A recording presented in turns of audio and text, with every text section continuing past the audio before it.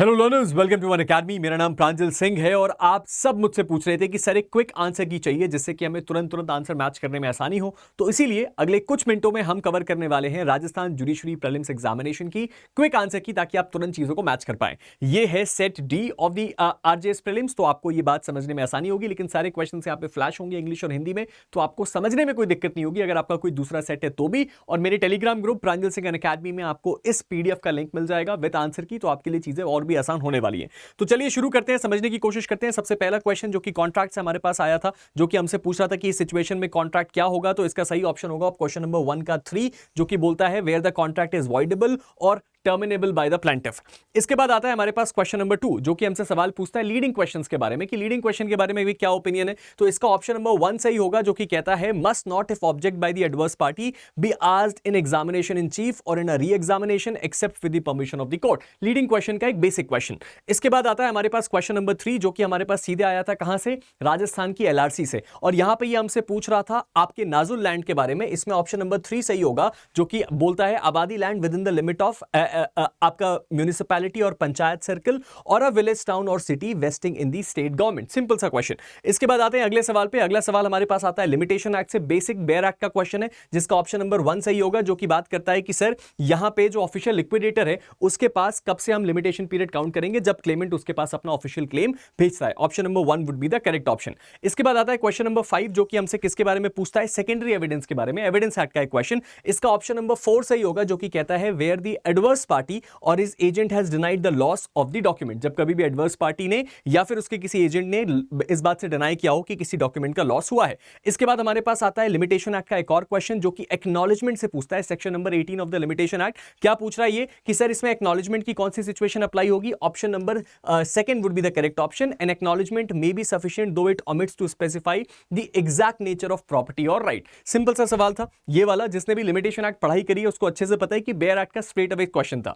इसके बाद हमारे पास अगला क्वेश्चन आता है 7, which of the following statement is correct in regard to the provision regarding to the आपका सबमिशन ऑफ आपका रेजिग्नेशन बाय द जज ऑफ सुप्रीम कोर्ट। तो कभी भी कोई सुप्रीम कोर्ट का जो न्यायाधीश होते हैं, वो जो न्यायमूर्ति होते हैं, वो अपना रेजिग्नेशन कैसे देते हैं। ऑप्शन नंबर ए सही होगा, अ जज of the Supreme Court may by writing under his hand address to the President resign his office. भाई राष्ट्रपति को रिजाइन करते हैं। इसके बाद आता है क्वेश्चन नंबर 8, जो कि बात करता है क्या, कि सर इसमें से best fill in the blank किसमें जाएगा। All of the above is the correct option. Contract से सवाल है, तो भाई अगर कोर्शन, फ्रॉड, मिसरिप्रेजेंटेशन, चीटिंग कुछ भी हुआ है तो वो कॉन्ट्रैक्ट सही वैलिड नहीं होता है। इसके बाद आता है क्वेश्चन नंबर 9, जो कि बात करता है sir transfer of property act के। यहां पे ऑप्शन नंबर 4 सही होगा। ये बात करता है इमूवेबल प्रॉपर्टी के लिए, तो sir does not include standing timber, growing crop and grass. इसके बाद आता है सर हमारे पास आपका रजिस्ट्रेशन एक्ट का question. Under the provision of registration act 1908 A will may be presented और आपका a will may be presented or deposited for registration। इसका सही ऑप्शन होगा option number 4 at any time, इनमें से किसी भी समय। इसके बाद आता है क्वेश्चन नंबर 11, जो कि हमसे पूछ रहा है कि सर इसमें से किसके ऊपर ये प्रिविलेज अप्लाई नहीं होती है। सर ये प्रिविलेज अप्लाई नहीं होती है deputy speaker of the house of the people में। ये सीपीसी के तहत सेक्शन नंबर 133 का क्वेश्चन था। इसके बाद अगर हम आगे बढ़े तो हमारे पास अगला सवाल आता है under the provision of TPA. ये भी टीपीए से क्वेश्चन है, तो इसमें ऑप्शन नंबर 3 करेक्ट होगा। अ lease of immovable property for any term not exceeding 1 year accompanied by deliver of the आपका पोजेशन। फिर आता है क्वेश्चन नंबर 13। ये सवाल कहां से आया है, सिचुएशन बेस्ड क्वेश्चन है, ज्यादा लेंदी नहीं है, मतलब आपको अगर इसको पढ़ेंगे तो आपके दिमाग में चीजें रजिस्टर हो जाएंगी। इसका option number A would be the correct option, जहां पे must make compensation to his principal in respect of loss thereby sustained. इसके बाद आता है क्वेश्चन नंबर 14। क्वेश्चन नंबर 14 बोलता है according to Hindu Marriage Act saptapadi का मतलब क्या होता है। सप्तपदी के बारे में ये जो हमने बेयर एक्ट में पढ़ रखा है, option number 3 would be the correct option. The taking of 7 steps by the bridegroom and the bride jointly before the sacred fire. तो ये हमें पता है, जिसमें स्टेप्स भी मेंशन किए गए थे। इसके बाद आता है क्वेश्चन नंबर 15, जो कि हमसे पूछ रहा है सर सोगा से आपका सेल्स ऑफ गुड्स एक्ट है, और इसका ऑप्शन नंबर 4 सही होगा। कोई भी अभिव्यक्त संविदा ना हो, माल का विक्रेता क्रेता द्वारा परिधान के लिए आवेदन करने का इंतजार किए बिना उसका परिधान करने के लिए अबद्ध है। ठीक है। इसके बाद आता है हमारे पास अगला सवाल, जो कि है क्वेश्चन नंबर 16, मुस्लिम लॉ से क्वेश्चन है। एन एक्नॉलेजमेंट ऑफ डेब्ट made during death illness in favour of an heir is what is no proof of all the debts and no effect can be given, यानी कि option number 2 is the correct option. There comes हमारे पास question number 17, जो कि हमसे आ रहा है TPA से। ये क्या बोल रहा है सर, विक्रय यानी सेल के बारे में पूछ रहा है। इसका ऑप्शन नंबर सी सही होगा। विक्रय ऐसी कीमत के बदले में स्वामित्व का अंतरण है जो दी जा चुकी हो या जिसके देने वचन दिया गया हो या जिसका कोई भाग दे दिया गया हो और उसके किसी भाग को देने का वचन दिया गया हो। तो हमें पता है पार्टली पेड, फुल पेड या प्रॉमिस टू बी पेड, ये सारी की सारी चीजें उसके अंदर आती हैं। इसके बाद आता है हमारे पास क्वेश्चन नंबर 18 जो कि बात करता है which of the following writs, writs का क्वेश्चन था, quashing of an order passed by lower court that was without jurisdiction, certiorari writ, इसका सही ऑप्शन होगा option number 4 is the correct option. There comes हमारे पास अगला क्वेश्चन, ये वाला क्वेश्चन था क्वेश्चन नंबर 18, तो दिस इज क्वेश्चन नंबर 19। ये पूछ रहा है सर किसके बारे में, ये हमसे पूछ रहा है सीपीसी के बारे में कि सर इसमें से कौन सा स्टेटमेंट सही नहीं है। ऑप्शन नंबर 2 स्टेटमेंट सही नहीं है, second appeal under section 100 of code of civil procedure 1908 can not be filed against an appellate decree passed ex parte. इसके बाद आता है क्वेश्चन नंबर 20 जो भी अगेन एक फिल इन द ब्लैंक है। अब इसमें क्या बोल रहा है सर, इसमें दोनों की दोनों स्टेटमेंट सही है, अगर आप इसको सही से चेक करोगे both 1 and 2 are correct options. Question number 20, there comes question number 21। Question number 21 को अगर हम डील करें सलीम, ये अगेन एक क्या है सर, एक सिचुएशन बेस्ड क्वेश्चन है जहां पे हमसे ये बोला गया है कि एक सेल एग्रीमेंट के बारे में बात हो रही है। तो यहां पे बेसिकली जो आपका वारंटी है वो क्लेम हो पाएगी कि नहीं, अगर केवल एक आपकी वर्बल वारंटी दी गई है उसके बारे में option number 2 is the correct option, Bablu may prove his verbal warranty, verbal warranty का क्वेश्चन। इसके बाद आता है 22 जो कि बात करता है मोहम्मदन लॉ के। यहां पे सर सीधे सीधे आपको इनहेरिटेंस से जुड़ा हुआ स्टेटमेंट दे दिया गया और उसमें से यह पूछा गया है कि इसमें से कौन सी चीज करेक्ट है, कौन सा स्टेटमेंट सही है। Option number 1 is the correct statement, there is no distinction under Mohammedan law for inheritance between movable and immovable property or between ancestral और self acquired property. There come section number 23, sorry question number 23 जो कि बात करता है Hindu minority and guardianship act के। इसमें से natural guardian के बारे में पूछा गया, हम सबको पता है option number A is the correct option, सबसे पहले अडॉप्टिव फादर होंगे, there comes adoptive mother, adoptive father के बाद अडॉप्टिव मदर को नेचुरल गार्जियन माना जाएगा। इसके बाद आता है हमारे पास अगला सवाल question number 24। Question number 24 again Hindu adoption and maintenance act से आया है। यहां पे ऑप्शन नंबर 4 सही होगा, the guardian of the child may give the child in adoption. तो बेसिकली बच्चे को एडॉप्शन में कौन दे सकता है, option number 4 is the correct option. इसके बाद आता है क्वेश्चन नंबर 25 जो कि बात करता है किसके बारे में, ये बेसिकली सिचुएशन बेस्ड क्वेश्चन है कि भाई आपका एक सिविल जज अजमेर के हैं, लेटर जो है वो अकाउंट का जो क्राइटेरिया वो नए डिस्ट्रिक्ट में चला जाता है बेवार में, तो यहां पे कौन है जो आगे एक्शन लेगा, दोनों ले सकते हैं, बोथ सिविल जज अजमेर एंड बेवार। इसके बाद आता है हमारे पास question number 26, words and expression used in Bharatiya Sakshya अधिनियम। इसके अंदर यहां डिफाइन नहीं है लेकिन किसी दूसरे एक्ट में डिफाइन है, तो कहां कहां डिफाइंड है उसका ऑप्शन नंबर 4 सही है जहां पे आईटी एक्ट भी मेंशन्ड है। इसके बाद आता है क्वेश्चन नंबर 27 जो कि बात करता है as per the provision of sales of goods act 1930 contract of sale में be made in the writing, जो कॉन्ट्रैक्ट ऑफ सेल है मे बी इन राइटिंग, उसमें आगे क्या होगा, but can not be by word of mouth, तो इसका option number 4 सही होगा, or by word of mouth or partly in writing partly by word of mouth or may also be implied from the conduct of the parties, 100% सही बात है। इसके बाद हमारे पास आता है सर अ सर्टिफिकेट ऑफ आपका recovery, Rajasthan rent control act का क्वेश्चन है, इसमें 6 मंथ्स का जो टाइम फ्रेम है वो सही होगा, यानी कि option number B is the correct option.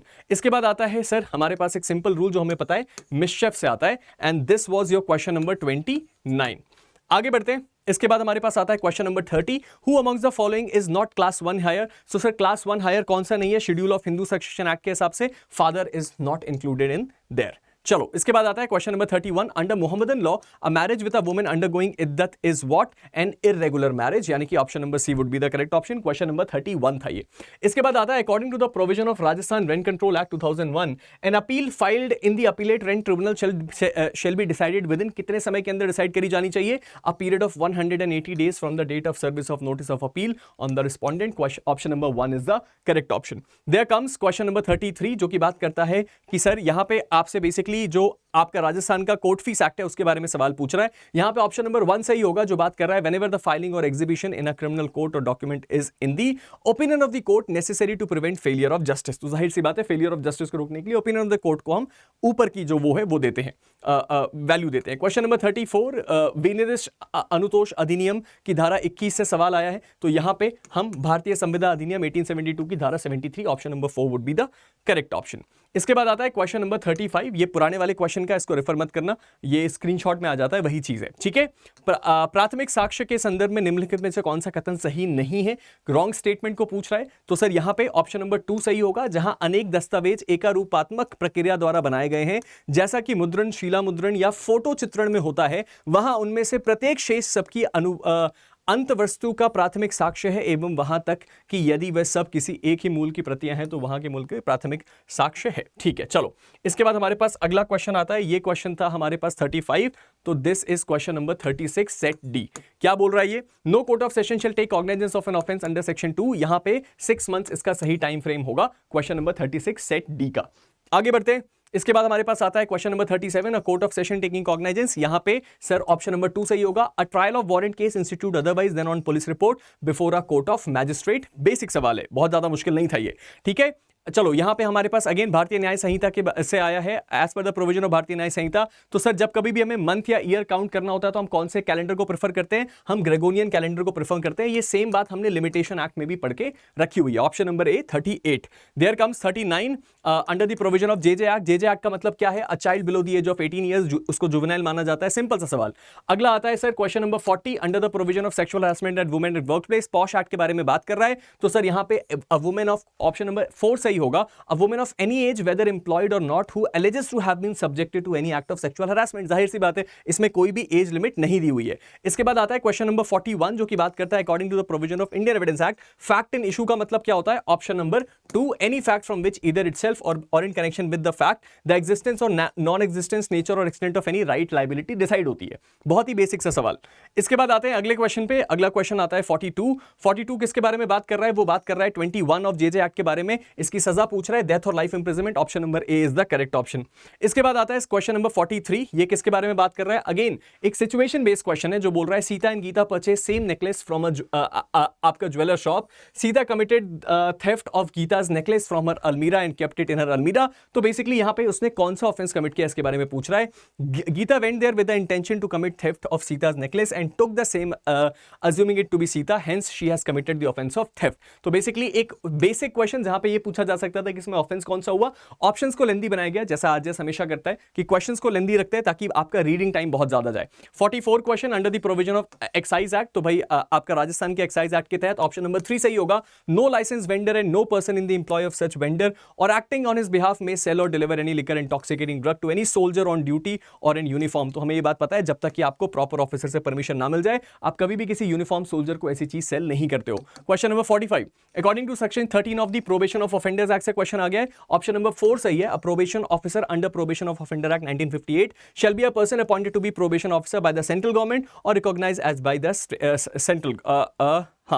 Bye such central government. फिर आता है क्वेश्चन नंबर 46 जो कि बात करता है भारतीय नागरिक सुरक्षा संहिता से। तो बेसिकली यहां पे ये पूछ रहा है कि सर भारतीय नागरिक सुरक्षा संहिता में following power conferred upon any officer. हाँ, तो यहां पे option number 3 the High Court of the state government as the case में भी जो डिसाइड करती है वही पावर कन्फर्ड मानी जाती है। इसके बाद आता है question number 47 according to the provision of Indian evidence act 1872 a lunatic is, एक लुनाटिक व्यक्ति कौन होता है? Option number 3 not incompetent to testify unless he is prevented by his आपका lunacy from understanding the question put on him and giving rational answers to them। तो जाहिर सी बात है। फिर आता है 48 में सेक्शन 354 यानी कि option number 4 would be the correct option। 49 for the purpose of offender giving false evidence and an investigation directed by the court of justice according to law and conducted under any authority of court of justice।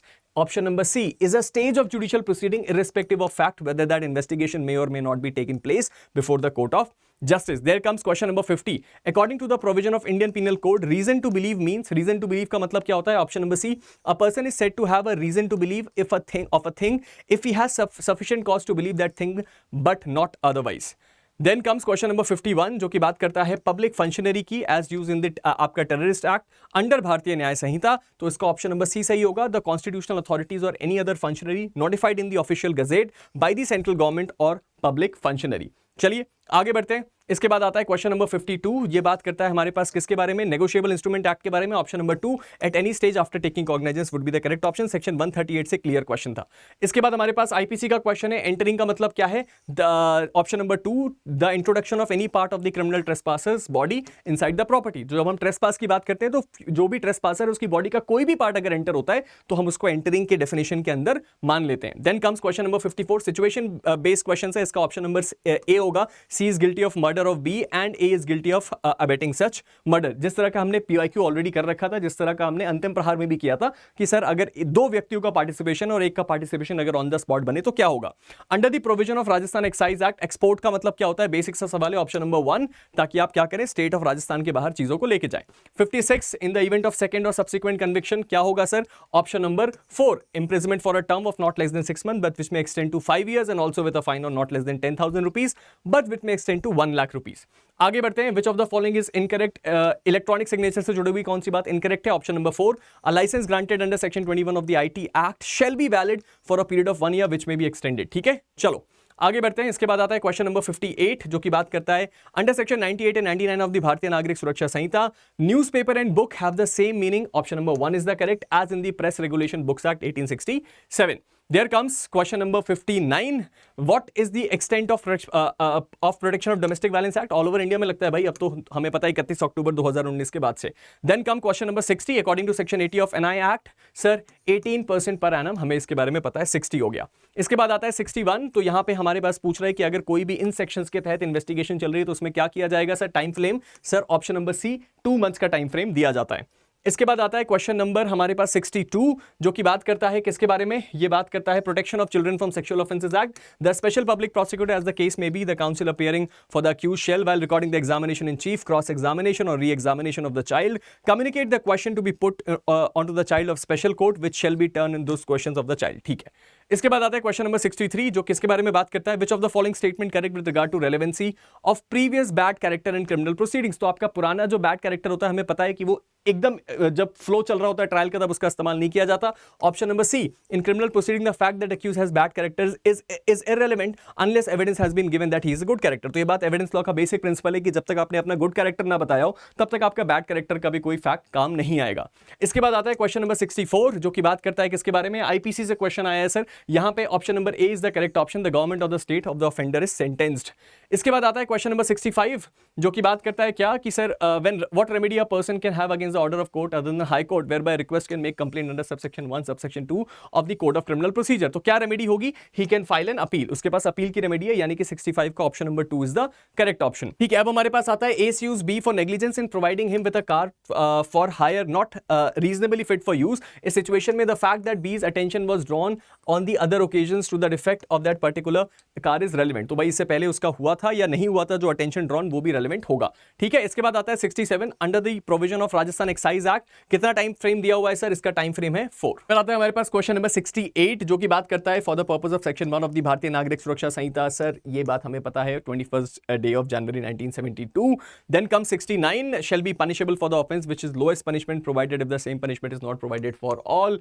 ये हमारा IPC का question था। और उसके बाद हमारे पास आता है क्वेश्चन नंबर 70 जो कि बात करता है 265 B of code of criminal procedure की, जहां पे सही ऑप्शन होगा अक्यूज्ड। अब मैंने हिंदी के क्वेश्चंस का आंसर यहां पे नहीं मेंशन किया क्योंकि हिंदी वाले में कुछ कंफ्यूजन है, कुछ डाउट्स आ रहे हैं, तो हिंदी वाला मैं रात को अपलोड कर दूंगा। अभी हम इंग्लिश के क्वेश्चंस को फटाफट सॉल्व कर लेते हैं। हिंदी का बस एक क्वेश्चन है यहाँ पे 186 का होगा 1, ये जो आपका था एवापोरेट्स आएगा फिल इन द ब्लैंक्स में। इसके बाद आता है क्वेश्चन नंबर 87 जहां पे आपको करेक्ट इडियम ढूंढना है, तो यहां पे ऑप्शन नंबर 1 होगा fail to create any interest effect. 88 का होगा option number B will have been. इसके बाद हमारे पास आता है sir voice of the sentence को बदलना है, नन ऑफ द अबव होगा इसका सही option. There comes question number 90 में फिल इन द ब्लैंक होगा गेव, 91 में होगा ईच। उसके बाद आता है क्वेश्चन नंबर 92 जिसका सही मतलब है एक्स्ट्राऑर्डिनरी, एंटोनिम पूछा है अपोजिट। उसके बाद आता है fill in the blank option number 2 जो कि बात करता है लुकअप की। देन कम्स 94, ये एक एक्टिव वॉइस है। इसके बाद ऑप्शन नंबर 95 में आता है सम। इसके बाद आता है 96 जहां पे ए आएगा the children are making a noise. उसके बाद आता है 97 डिस्प्यूट जो कि बात करता है सिनोनिम की। उसके बाद आता है 98 और 99, यहां पे आता है फिल इन द ब्लैंक में बिकम, और यहां पे आता है लिटिल। और आखिरी जो क्वेश्चन है उसमें आता है option number 3 to the ones best for something. तो ये था आपकी आंसर की। मैं जानता हूं बहुत जल्दी जल्दी हमें करना पड़ेगा क्योंकि आपको हमने एक डिटेल आंसर की एनालिसिस भी किया है, उसको जाके चाहो तो देख सकते हो, उसमें 1-1.5 घंटे में पूरा डिस्कशन हुआ है, लेकिन ये आपको 15 मिनट में बताना था इसलिए सारी चीजें इतनी जल्दी बताई गई। फटाफट इसको मैच कर लो मेरे टेलीग्राम ग्रुप में इसका पीडीएफ मिल जाएगा, वहां से इसको एक बार और दोबारा क्रॉस चेक आप कर सकते हैं। और इस बात को बिल्कुल मत भूलना, प्रांजल सिंह अकेडमी मेरे टेलीग्राम ग्रुप का नाम है, यहां पे सारी डिटेल्स मिल जाएंगी। और उसके साथ ही साथ अब आपको मेंस की तैयारी करनी है, उत्तराखंड की करनी है, छत्तीसगढ़ की करनी है, जो भी आपके अपकमिंग प्लान्स हैं, या अगर ये अटेम्प्ट अच्छा नहीं गया है, आपको अगर तैयारी करनी है इसके आगे जाके, तो इस वक्त अनअकैडमी को आप ज्वाइन कर सकते हैं हमारे लिमिटेड टाइम ऑफर में, जहां 28,499 में आपको 2 साल का जुडिशरी सब्सक्रिप्शन मिल रहा है। और इसके लिए आप मेरे कोड PS का इस्तेमाल कर सकते हैं। ये आपको इंस्टेंट डिस्काउंट देता है 60% का, और उसके साथ साथ 1 साल का एक्सटेंशन भी देता है। और इसके साथ साथ इस बात को भी ध्यान रखिएगा कि आपको सबसे अच्छा जो ऑप्शन मिल रहा है वो है हमारी जज्बा बैच के साथ, जो कि ऑलरेडी एक ऑल स्टेट कॉम्प्रिहेंसिव बैच है, ऑलरेडी लॉन्च हो चुकी है हमारे प्लेटफॉर्म पे। आइए इससे जुड़िए और अपनी जजशिप की तैयारी को शुरू कीजिए। इसके लिए भी आप मेरा कोड PS का इस्तेमाल कर सकते हैं। तो अभी आपसे विदा लेते हैं, आप सबसे मुलाकात बहुत जल्द होगी। आपका पेपर कैसा गया नीचे कमेंट सेक्शन में जरूर बताइएगा। मिलते हैं एक नए वीडियो के साथ, तब तक के लिए stay motivated and keep learning. Thank you.